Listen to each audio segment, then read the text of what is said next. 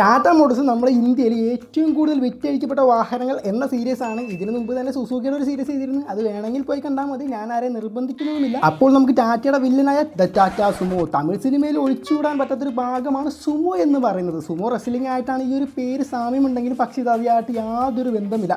സുമത് മുൽഗോക്കർ എന്ന് പറയുന്ന വ്യക്തിയിൽ നിന്നാണ് സുമോ എന്നുള്ള പേരെടുത്തിരുന്നത്. 1994 തൊട്ട് 2019 വരെയായിരുന്നു സുമോ പ്രൊഡക്ഷൻ ചെയ്തിരുന്നത്. ഏകദേശം 25 വർഷമാണ് സുമോ നമ്മുടെ ഇന്ത്യൻ വാഹന വിപണിയിൽ ഉണ്ടായിരുന്നത്. ഇതിൽ തന്നെ ഗ്രാൻഡ്, വിക്ട, അതുപോലെ തന്നെ ഗോൾഡ്, അങ്ങനെ നിരവധി ഐറ്റംസുകൾ പുറത്തിറക്കിയിരുന്നു. നല്ല 4x4 പതിപ്പുകളൊക്കെ പുറത്തിറക്കിയിരുന്നു. ഇതാണ് ടാറ്റയുടെ SUV എന്ന് പറയുന്ന ഐറ്റം. 1998 ടാറ്റ സഫാരി എന്ന് പറയുന്ന ഐറ്റം പുറത്തിറക്കിയിരുന്നത്. 2019 വരെ ആയിരുന്നു ഈ ഒരു വാഹനം പ്രൊഡക്ഷൻ ചെയ്തിരുന്നത്. പിന്നീട് ടാറ്റ ഹാരിയറിന്റെ എക്സ്റ്റൻഡ് പതിപ്പിനെ ടാറ്റ സഫാരി എന്നൊക്കെ വിളിച്ചിരുന്നു. പക്ഷെങ്കിൽ യഥാർത്ഥ സഫാരി 2019 വരെ ആയിരുന്നു പ്രൊഡക്ഷൻ ചെയ്തിരുന്നത്. 21 വർഷമാണ് സഫാരി നമ്മുടെ ഇന്ത്യൻ വാഹന വിപണിയിൽ ഉണ്ടായിരുന്നത്. അതിൽ നിരവധി എഞ്ചിൻ ഓപ്ഷനുകളും അതുപോലെ തന്നെ നിരവധി ഫീച്ചേഴ്സ് ഒക്കെ നൽകിക്കൊണ്ടുള്ള ഒരു SUV തന്നെയായിരുന്നു സഫാരി എന്ന് പറയുന്നത്. ഇനിയാണ് car, more car per car. അതായത് നമ്മുടെ ഇന്ത്യയിലെ ആദ്യത്തെ ഡീസൽ എഞ്ചിനോട് കൂടിയ ഹാച്ച് ആയിരുന്നു ടാറ്റ ഇൻഡിക എന്ന് പറയുന്നത്. 1998 ടാറ്റ ഇൻഡിക കൊണ്ടുവന്നിരുന്നത്. 2018 വരെ ആയിരുന്നു ഈ ഒരു വാഹനം പ്രൊഡക്ഷൻ ചെയ്തിരുന്നത്. 20 വർഷം മാത്രമായിരുന്നു നമ്മുടെ ഇന്ത്യൻ വാഹന വിപണിയിൽ ഉണ്ടായിരുന്നത്. പക്ഷേങ്കിൽ ഇവൻ ഇറങ്ങിയ കാലഘട്ടം ഉണ്ടാക്കിയ വിപ്ലവം അതൊരു വണ്ടിക്ക് മാറ്റാൻ കഴിഞ്ഞിട്ടില്ല എന്നതാണ് മറ്റൊരു വസ്തുത. ഇനി അടുത്ത വാഹനങ്ങളുടെ സീരീസ് ആയിട്ട് നമുക്ക് അടുത്ത് വരാം. അതുവരെ